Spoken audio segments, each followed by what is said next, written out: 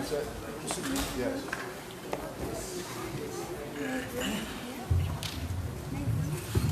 We'd also like to ask everyone to pray for Satyavrat Prabhu's brother, who just recently had open heart surgery, and double bypass, or double or triple bypass. So we should all pray for his quick recovery.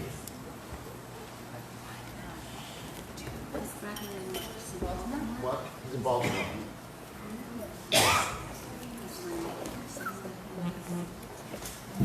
Jaya Radhamadava Kunjavi Hari Jaya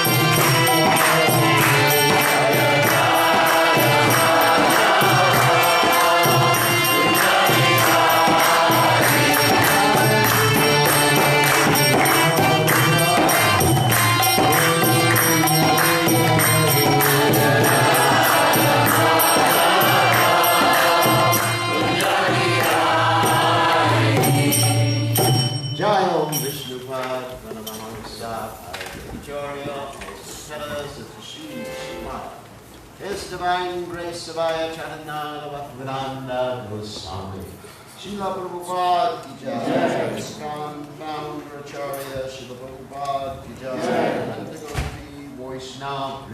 Jai. Namacharya Shri Haridas Thakur Ki Jai. Ram Se Go Shri Krishna Chaitanya Prabhu Nityananda Shri Gadadha Shri Vasudha Gaur Bhaktivinoda Ki Jai.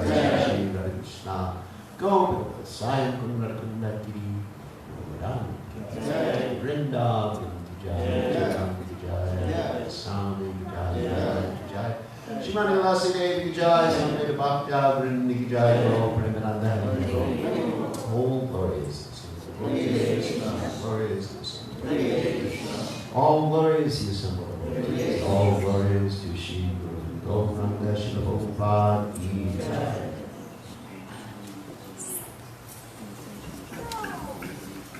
Om Ganati Nandasya Ranjana Shakya Chakshur Unmedikam Yena Tasmai Shri Namaha.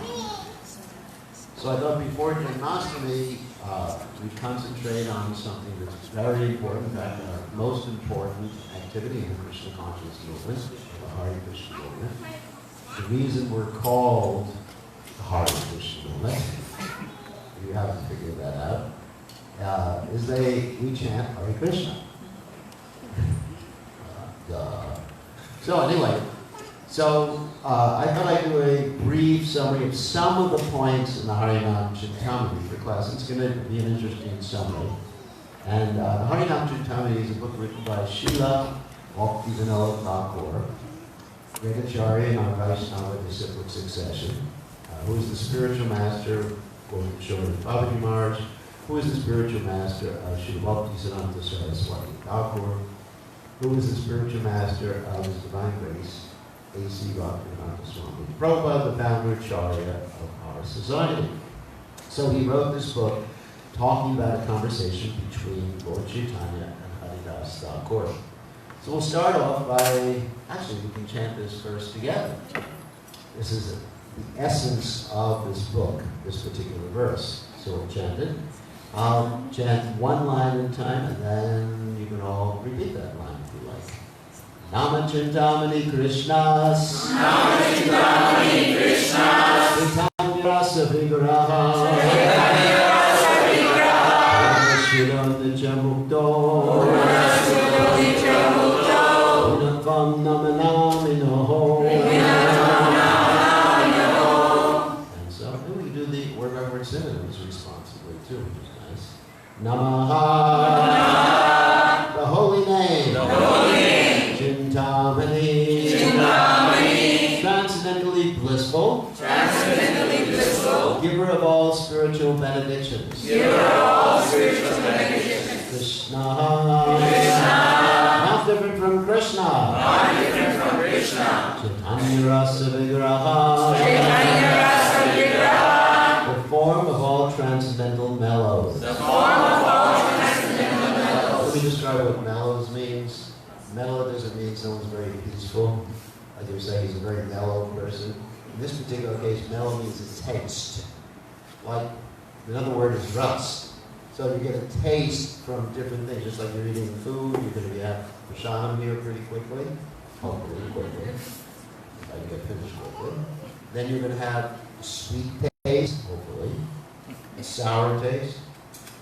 A nice sour taste, not sour bad. You'll have salty taste, and different tastes like that. So that's what a mellow is. So transcendental mellows refer to tastes of relationships that people have with Krishna in the spiritual world. Like one is Krishna's servant, one is Krishna's friend, one is Krishna's parent, one is Krishna's lover in the spiritual world.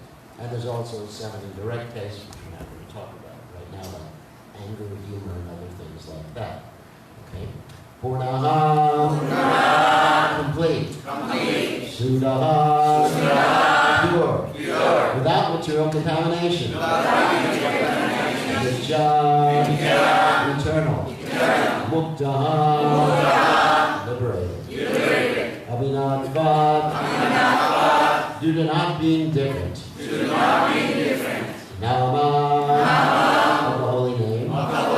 Namino, and of the person who has the name. And of course the translation, which I'll read. The holy name of Krishna is transcendently blissful. It bestows all spiritual benedictions, for it is Krishna himself, the reservoir of all pleasure. Krishna's name is complete, and it is the form of all transcendental mellows. It is not a material name under any condition, and it is no less powerful than Krishna himself. Since Krishna's name is not contaminated by the material qualities, there is no question of its being involved with Maya. Krishna's name is always liberated and spiritual. It is never conditioned by the laws of material nature. This is because the name of Krishna and Krishna himself are identical. And of course, this verse is recited in the Madhya Lila 17th chapter, verse 133. Let me tell a story from Lord Rama's pastimes, while we're talking about Krishna's names. There's once upon a time where, and I'm not going to tell the whole story, but where Hanuman had to defend a king who Ram vowed to kill, because this king had offended Vashishta Muni. So Ram was going after this king with a bow and arrow, and Hanuman had actually vowed to protect the king. And the way that Hanuman protected the king was that he chanted Ram Nam. And the king chanted Ram Nam, and Ram was not able to hurt the king. That's how powerful the name is. Okay. So we can learn from Hanuman, who's always chanting Ram Nam. So, anyway, so this is the story, as I mentioned before, in the Harinam Chintamani, where Haridas Thakur and Lord Chaitanya are discussing about the glories of the holy name. First thing they discuss is about the three different energies of Krishna. Like Vishnu, Shakti, Prabhupada, Shetra, Yakitata, Vidya Karma, Samganya, Jatiya, Shakti, there's three energies of Krishna. These are called tattvas. Somebody's called tattva traya. Three tattvas. Tattva. The word tattva means basically something that exists, something that is. Tattva. Like that which is. So, the Bhagavad Gita describes that in more depth in this verse. Nasato vijate bhavo navogo vijate sato ubaya api drishtavantas tvanios tattva darshini. The Bhagavad Gita says, those things that continue to exist, they're real. And those things that have a beginning and an end, they're unreal. They exist in one sense of the word, like a soap bubble exists. It exists, but it's not real because it only exists for a very small amount of time. So these three energies of the Lord, they're eternal, they continue to exist. Vijayate, Mrite, Bhavakata. The soul is eternal, and Krishna is obviously eternal. It's real part of Krishna. And Krishna's energies are eternal. So those are the three energies of Krishna that are described. Because right now, the third energy is described as a vidya karma. That is Maya acting, that is Krishna's energy, acting as this material energy is putting us into ignorant activities. Vidya karma samgayatruti shakti. So actually, Krishna's energy is one. There's the internal potency, and the internal potency expands as the external potency, and the word Maya anyway means mercy. So whatever this external potency does to you, and it will do a lot of interesting things that we don't want to mention, scare everybody today. One of them, Janma Mrityu Jara Vyadi, birth, death, disease, old age. Whatever it does to you, that's mercy. Hard to remember that when you look in the mirror, isn't it? That's mercy. Well, the reason we say it's mercy is because Krishna's teaching us this is not our place, this material world. You will never be able to enjoy this material world even without the threefold miseries, because you're constitutionally part and parcel of Krishna. The only enjoyment you can have is in relationship to Krishna. Everything else is just like illusion. So those are the three energies that Krishna described. And further on, they have a discussion about the yugas. Yugas means the different time segments within the universe, of course, this cycle of yugas repeats over and over and over again. And the whole cycle is called the Divya Yuga. It means all the 4 yugas together. So the first yuga is called the Sat Yuga. Sat means good. It's pretty good. You know, there's a lot of good yogis there, Paramahamsas like that. And then things start to go down. This is like the scientific point of entropy. You know, things tend to fall apart. So Sat Yuga, Treta Yuga, things get a little bad. Dwarpa Yuga, a little more bad. And in Kali Yuga, Dharma's going to go to 0%. So get ready. We're experiencing it. Look at the news, you'll understand what I'm talking about. And so the point is that in this Kali Yuga, this is part of the discussion between Haridas Thakur and Lord Chaitanya Mahaprabhu. Haridas Thakur says that in this age of Kali, lifetime is too short. People are unfortunate. So there's no time to do all these other religious practices, like the yoga system, meditational yoga for, 100,000 years. There's no time for opulent sacrifices. There's no time for really opulent deity worship. Actually, I just saw a video of someone who was worshiping the deity of Donald Trump. Unfortunate. In Kali Yuga, people are so crazy. Anyway. It is so good. Don't look it up on the internet. Don't pollute your consciousness, please. So in Kali Yuga, then the Lord descended to teach the only process that actually works, which is called Nama Sankirtan. And the wonderful thing about this Nama Sankirtan is completely different from all the other processes. Because all the other processes entail something called sadhana and sajja, which are different. Sadhana means the practice. Sajja means the goal. So here's this nice young man learning by the harmonium. Is that harmony? So he's learning to chant Hare Krishna, and he's practicing and driving his parents crazy. Ever heard a kid practicing? It's really torture. So, but he's practicing to achieve the goal. What's his goal? There he is. Become a concert pianist and make a lot of money. But in Kali Yuga, they're both the same. So this is the sadhana and the sajja. You chant Hare Krishna, that's your sadhana. And the sajja is you also chant Hare Krishna. But you're chanting on different stages. But the chanting, the practice, the activity is exactly the same. It's wonderful, isn't it? It's not something you have to give up. Like a meditational yoga, you sit in your yoga posture, yam, no, asana, pratyahara, dharana, jhana, samadhi, and then after you achieve samadhi, you meditate, okay, no more yoga postures. You give it up. But the chanting of Hare Krishna continues forever. And in the spiritual world, that's what they're doing. They're chanting Hare Krishna. Every song, every word is a song. Every step is a dance in the spiritual world. Then they describe what is a Vaishnava. It's a very important topic. To understand who a Vaishnava is and what the different types of Vaishnavas are. So there's 3 types of Vaishnavas, generally 3 categories, although each of those categories can be broken down into more categories. But, so there's something called a Kanishta Vaishnava, one who just chants one time, and that Kanishta, or several times, but is not really fixed in the process of Bhakti Yoga.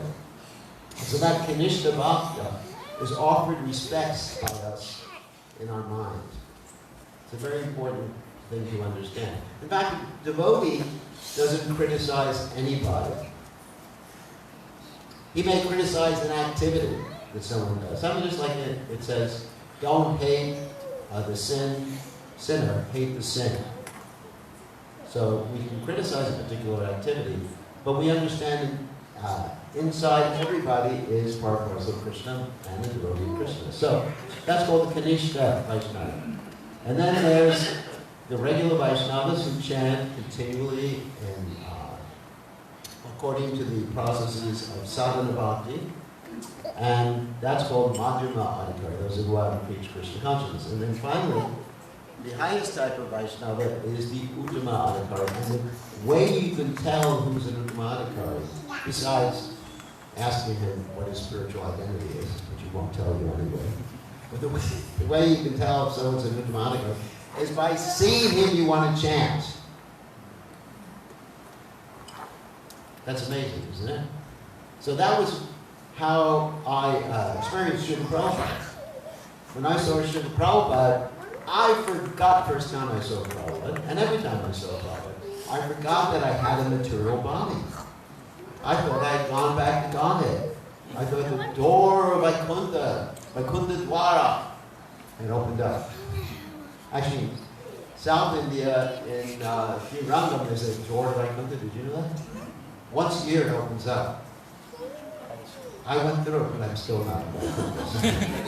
Still have to chant. Anyway, so just by seeing Prabhupada, you just want to chant. You just Hare Krishna, Hare Krishna. It automatically comes out of the mouth. It's amazing. So that's the topmost Vaishnava. And the reason these types of Vaishnavas are described is because one is advised ultimately to take shelter and take instruction from this topmost type of Vaishnava. And of course, we are very fortunate to have the association of my grace, A.C. Bhaktivedanta Swami Prabhupada, who is present in sound vibration in his books. That's why this is a paid announcement from Dijana Guru. That's why we distribute Srila Prabhupada's books, because it's the same as Srila Prabhupada. Someone just touches the book. Is that right? So, thank you. So, one who just touches the book, one who puts the book on a shelf in a respectable place, and makes spiritual advancement. And you start to chant just by the vibration of the book, even if you don't open it up. Of course, you should open it up. So getting back to the holy name, the reason Vaishnavas were described is because we need to know what type of Vaishnava to take shelter of. Like if we find someone who's always criticizing others, respect them in the mind, and they're still chanting on Krishna. But don't take association. Make friendship with those who are chanting continually, and take shelter with those who are on the highest platform of devotional service. So, one thing about the holy name is that it fulfills your desires. So you've got to be careful what you desire. Like for those who are materialists, they can chant the holy name. Just like Dhruva Maharaj, he was chanting the holy name for material purpose. And the holy name fulfills that particular desire. So there's these 4 purusharthas, that means goals of human beings that are depicted here. Dharma, Artha, Kama, and Moksha. And generally people think moksha, or liberation, is the goal. But that's not the goal, because there's no such thing as real moksha without prema bhakti, without Krishna consciousness. The Bhagavatam describes that you may get liberated. You may go up to Brahman. Om Brahmasmi, Tattvamasi. But, Aruya Krishna Param Padam, what will happen is that you come back down. Because if you just get liberated without Krishna consciousness, guess what happens? You get bored. But if I just tell you, you're free from all debts now. Many of you have mortgages, right? Do you mortgage? So if I say, I'm freeing you from all debts. You have no more debts, no more responsibilities. And it's just, but you have to stay in your house all day long. And I'm taking away your internet too. So, no more problems. You can live forever. Like, let's see if I can do that. I'm going to allow you, Anidev, to live forever, just as young as you are now, but no internet, no communication with anybody else. But you can sit in your house. And I'm putting curtains on the windows so you can't see out. Would you like that? Would you get rid of your debt for that? No, it's better to have debt. Right? I mean, never have that, and that's what it means, liberation without Krishna consciousness. You have no more responsibilities, no more action, no more friends, no more information, no more fun, no more going to Disney World. I know you already. So that's not really the goal of life. So one chance for that motivation, yes, we can fulfill those desires, but we're interested in the fifth goal. You know, the fifth goal of the Krishna consciousness is Krishna Prema. Panchama Purushartha. It's the fifth goal of life. And this goal gives you eternal, blissful life with activities, rasa, enjoyment. And so that's why we should be chanting Hare Krishna. So in understanding how to achieve those goals, we should understand the two different types of names that Krishna has. So here on the left you have someone, well, that's Krishna of course, someone named Paramatma. Paramatma is a name of Krishna in the material world that refers to his position. Like the other names even in English. God, the supreme controller, you know, the cause of all causes, Sarva Karna Karna, that's another name. So that's a secondary name of God. And by chanting secondary name of God, yes, there's many benefits which we're going to describe in a little while, like when it gets liberation and everything like that. But you can't get the fifth goal of human life. You can't get Krishna Prema. Because whatever name you chant, that name reciprocates with you in that particular fashion. I mean, even the spiritual names of Krishna. Let's say you chant Ram, Ram, Ram. Then you go to a yoga in the spiritual way, which is nice. I wouldn't mind going there. And if you chant Krishna, Krishna, Krishna, you go to Goloka Vrindavan. So every name has a specific potency. And all names, of course, are potent, even if they're indirect names. And while you're chanting the name, hopefully you can... Some of these are a little funny. Some of these slides are funny. But while you're chanting these, it's important to be aware of your consciousness and what stage you're at, because there's stages of chanting. It's not that you just chant. Of course, we know there's no hard and fast rules for chanting, as Chaitanya Mahaprabhu describes. Namamakari Bhagavad, Yashara Shakti, Stitrapata, Vitasma, Vedena, Tatrashika, Oh,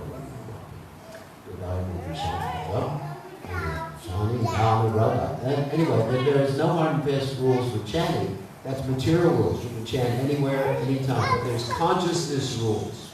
So there's 3 stages of chanting. We should be interested in this. The first stage, of course, is the offensive stage. And we're not going to talk about all the offenses in this particular class, because that would be a whole class in and of itself. And the second stage, what do you see a boar there? Anyone? Eating stage. It's called Namavash. Namavash means that, sometimes it's called the clearing stage. But Namavash means chanting, sometimes meaning something else, which we're going to talk about in a second. And so this boar refers to a particular incident when a person in a different religion was being chased by a boar. And he chanted out, anyone know what he chanted? Haram, Haram, how horrible. And that's Namavash. And then the final stages, of course, we have the foundation of Prabhupada, is the pure chanting of Hare Krishna. So in order to go to the highest stages of transcendence, the higher stages even of Namavas, or to go higher than Namavas, one needs to take a shelter of a great pure devotee, the Supreme Personality of God. That's why we talk about the 3 types of devotees. So if one regularly reads Srila Prabhupada's books, serves in Srila Prabhupada's mission, because that's another reason, another way that Srila Prabhupada is personally present. Prabhupada is present within his ISKCON society. It's a manifestation of Srila Prabhupada. So, and one serves in that way, just like the devotees who were cleaning up yesterday, or helping around the grounds. They were serving Prabhupada, they were connecting to Prabhupada. And that's the potency.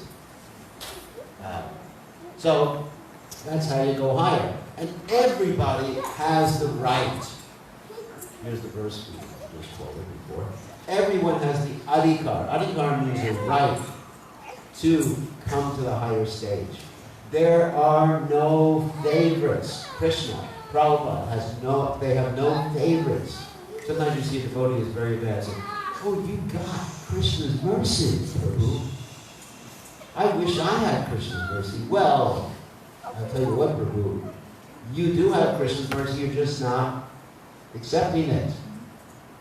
Just like the rain falls down, the grass accepts the rain. The concrete does not accept the rain. So it is up to the recipient. Prabhupada's mercy is there for everybody. And the mercy of the holy name is there for everybody. You can become Krishna conscious in an instant. Or you can become Krishna conscious in millions of births. Ohunam janmanamante ganamam prapachite vasudeva saraniti samama. As Krishna says in the Gita. After many, many births, someone was actually in knowledge becomes Krishna conscious. Or knows Krishna is everything, which is the same thing. So it's up to us to actually serve. Actually, Prabhupada said that we should serve now and samadhi later. Isn't it? Work now, samadhi later. I mean, there's many quotes that Prabhupada gave about that. Deserve and then desire. So, we quoted this verse already. So, what's impeding us? What's impeding us is the ignorance that we are subjected to. And Lord Chaitanya, and of course Haridas Thakur in this particular case, describes the different types of ignorance that we have. Even though theoretically we may be talking about Krishna consciousness, how we're not God, how Krishna is the supreme personality of God, and how Krishna is not there. But do we actually believe that thoroughly? Do we actually have full faith? Krishna says, Shradana Purusha Dharma Shasha Parantapa Aprapyamam Nivartante Riju Samsaravartani. He says, those who don't have faith, they return to birth and death in the material world. So what does faith mean? What's the opposite of ignorance, of course? Faith means to fully believe 100%, and that's evidenced by one's activities. So in other words, if we're not faithful, we don't believe that Krishna's in his name, we're going to be inattentive about change. And if we don't believe Krishna is God, what does God mean? Yomam Sarvatra, that Krishna is everywhere. Yomam Pashati Sarvatra Sarvachamani Pashati, Pashyamapurashati, Sachamena Panashati. That's what it means to believe that Krishna is God. He's everywhere. He's in every atom. He's watching everything you do. So, if I thought that I was on camera 24 hours a day, I would behave differently than I do now. If I thought I was being watched on the internet, I know, now I am. Now is not a problem, it's just after class it's a problem. So if I thought I was being watched 24 hours a day, I would behave differently. So therefore, we were being watched. You know, just like, you're worried about the government, you know, they're watching you, they're monitoring your mobile phone. Well, the ultimate government of Krishna is monitoring you on your mobile phone, in your heart, in every atom. So you are being watched. So we have the faith in these things, then with action will follow, natural action will follow, nature of the soul. Nature of the soul is part of the Krishna. Nature of the soul is eternal blissful full of knowledge. Nature of the soul is servant of Krishna, Jiveras, Buddha, nature of Krishna Das. So we may be in ignorance about these things. In spite of talking about these things, we may actually be in ignorance. Because we don't fully practice what we preach, we don't fully believe it. So these are the three types of ignorance that are keeping us from chanting or realizing the spiritual nature. And there's also three types of anarthas. These are some funny things that we have that are keeping us from chanting properly. What are the three types of anarthas? Gross, wanting enjoyment. Like the guy there, you know. He's in the desert of material enjoyment. And he thinks he's enjoying by drinking a drop of water. That's like trying to enjoy this world. You know, we get Kamala Dala Jala Jivana. So anyway, so we get a little enjoyment. We think, oh, this is nice. So this guy is thinking like that. And the second type is it's called contamination of heart. It's called miserliness, actually, is heart, which means attachment, deceit, envy of other devotees progressing, and longing for a high position. I want to be in charge of the Hare Krishna movement. As long as that sannyasi kid is sitting there. I want to take her. You know, actually desire her position. Any sort of position, you know. Anyway, so of course, if Krishna wants, we can take a position for serving him, but a desire for position. You want to be in charge. I remember years ago, I did want a position. Krishna gave it to me to smash. Anyway, so years ago, I wanted a position. I was traveling with a sannyasi, if you make name list, and I was always wanting to be in charge and everything like that. Probably telling him I should be in charge. And he said, "You're going to be born as Lord Brahman your next life. If you want a position, you get it. But then you have to take care of the whole universe, and that's a real headache." Imagine a temple where all the living entities of the universe are under you. And the demons too, you know. Demons, devotees, I mean, pretty bad position. So if you really want a position, that's miserliness of heart. So these anarthas, these types of anarthas. I mean, anarthas, there are other designations of anarthas like lust, anger, greed, illusion, envy, fear, etc. But they fall into these categories. And finally, what is that last one? It's really offenses. That's why we're depicting, offensive Vaishnavas. Offenses to the holy name, offenses to the deities, offenses to the Vaishnavas, having an offensive attitude like that. So these are the three types of anarthas that are keeping us from understanding Krishna consciousness and advancing. And so the Guru gives instructions how to overcome these. So the Guru's position is essential. The Vaishnava's position, the sadhu's position is essential. You cannot make spiritual advancement without association of devotees. Absolutely essential.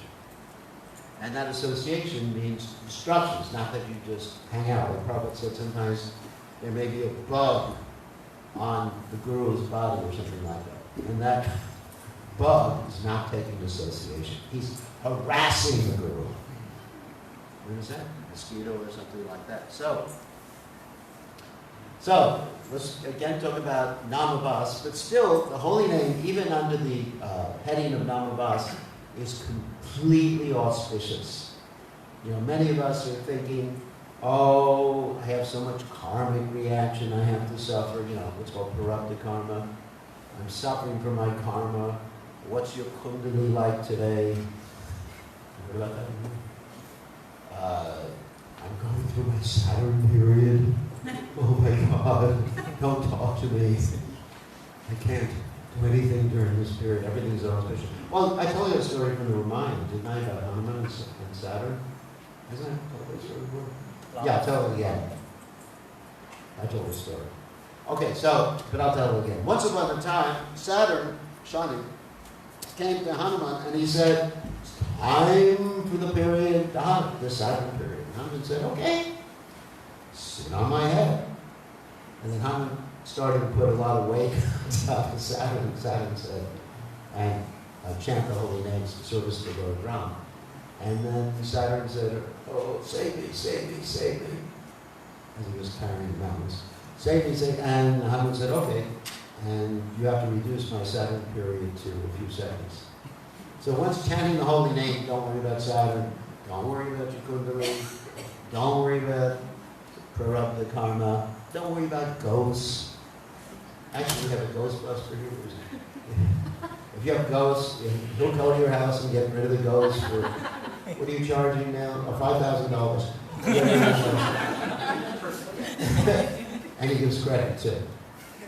So don't worry about ghosts, demons, prarabdha karma, unfavorable planets, because the holy names are so powerful. Even if you're chanting accidentally, which we're going to talk about the types of Namavas. It's more powerful than all the Vedas, the holy names. Even in Namavas chanting is more powerful than all the Vedas and all the holy places. Wow. We still go to the holy places, yes. But the whole purpose of going to the holy places is to chant the holy names and hear about Krishna at the holy places. Because if you just go to the holy places and you don't hear about Krishna and you don't chant the holy names, you're no more than a cow or an ass. So Goloka, the Bhagavatam describes. That's the point.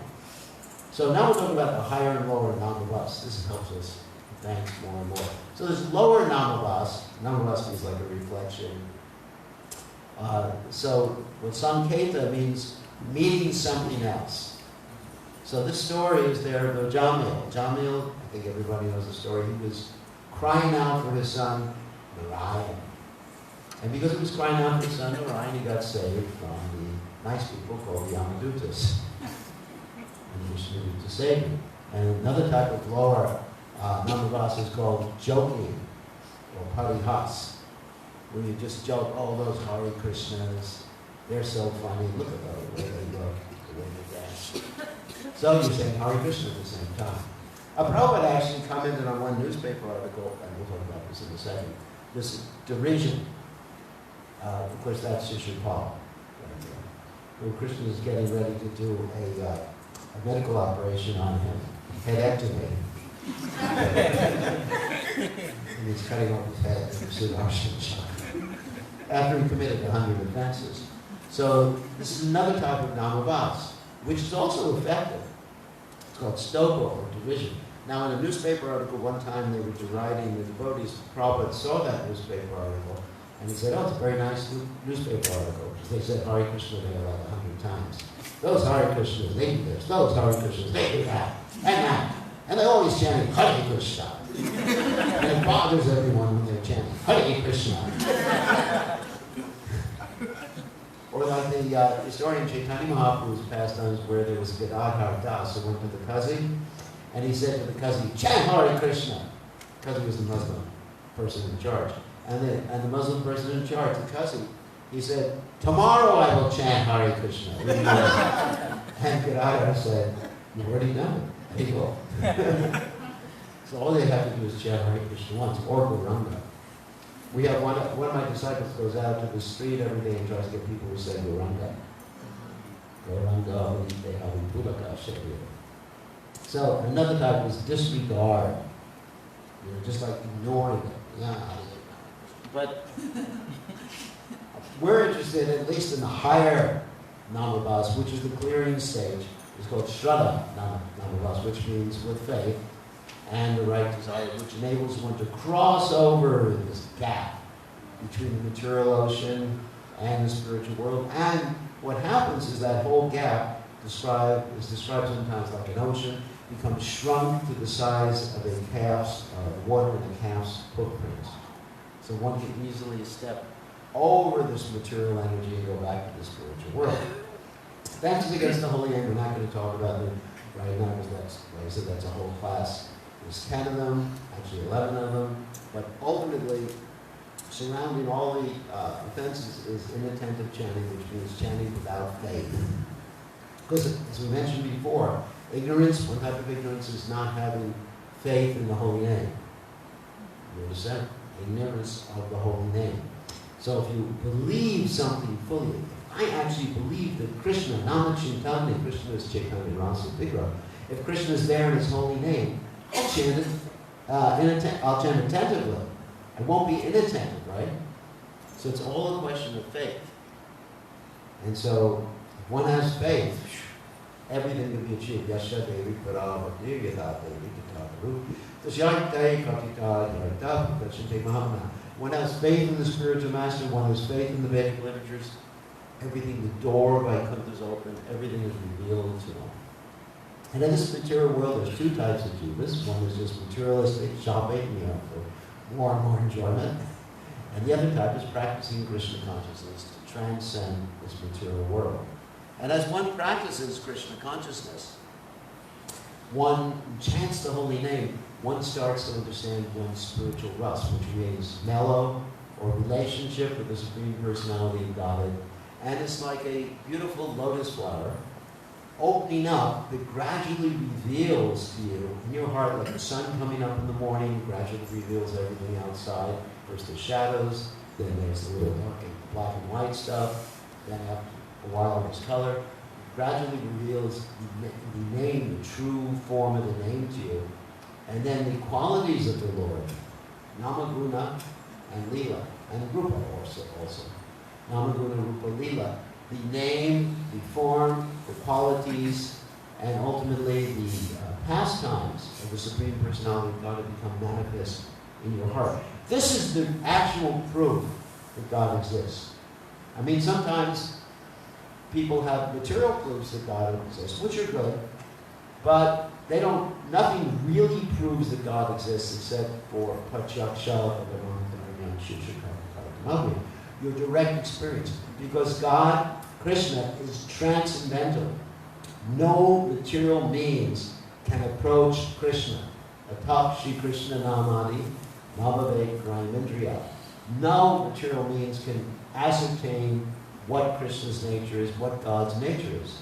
The only means is by consciousness, and purified consciousness. That's the methodology. So Namaguna Rupa Lila gradually reveals itself, and ultimately, Srimati Radharani, there's a whole description here that I wanted to read, that the Ladini Shakti and Sambit Shakti, which come or are controlled by Srimati Radharani, unite as Bhakti Devi and they descend on us, Jiva soul. And this gives us the full understanding of the ras in the name by her mercy.